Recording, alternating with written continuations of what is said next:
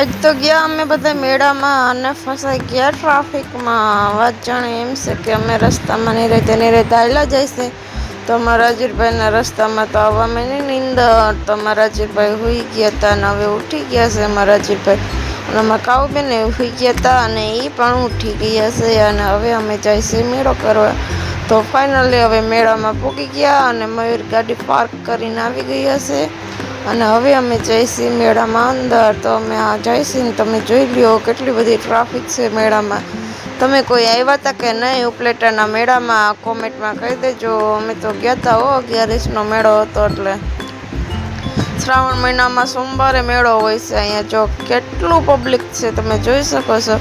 અને અમે નિરાતે આગળ હાલતા થઈ ગયા છે. અને પેલું કામ શું હોય અમારું તમને ખબર હોય તો પહેલું કામ છે આપણે પાણીપુરીનો ઓર્ડર દઈ દીધો અને અમારા રાજવીરભાઈ પાણીપુરી ખાવા બેસી ગયા છે. ને હવે આપણો વારો આવી ગયો તો આપણે પાણીપુરી ખાઈ લીધી છે.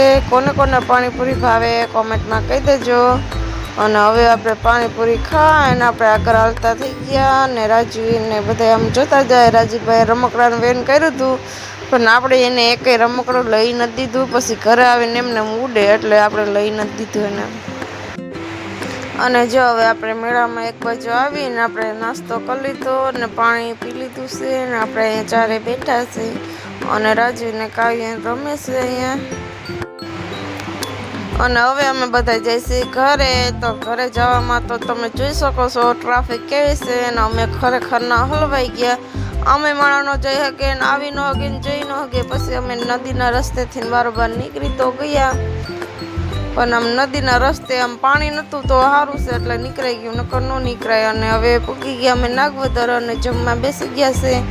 જમવામાં હતું શ્રીખંડ પૂરી ને બટેટાનું શાક ને ભૂંગળા અને સાય મામા પણ જો રમે છે. અને આ બધા જો અહીંયા બેઠા છે હવે. અને આપણે જમી લઈ ત્યાં લગીમાં તમે લાઈક ફોલો અને સબસ્ક્રાઈબ કરી દેજો યુટ્યુબમાં જોતા હોય તો. અને ફાઇનલી મારા કાકાને ઘરે આવી ગયા અને અમારા રનેશભાઈ જવાનો છે રાજકોટ કામે. તો એ તૈયાર થઈને જાય છે. અમે એને બાય બાય કરી. તો તમે યુટ્યુબમાં જોતા હોય તો સબસ્ક્રાઈબ કરતા જો. બાય મિત્રો, ફરી મળીશું નવા બ્લોગમાં.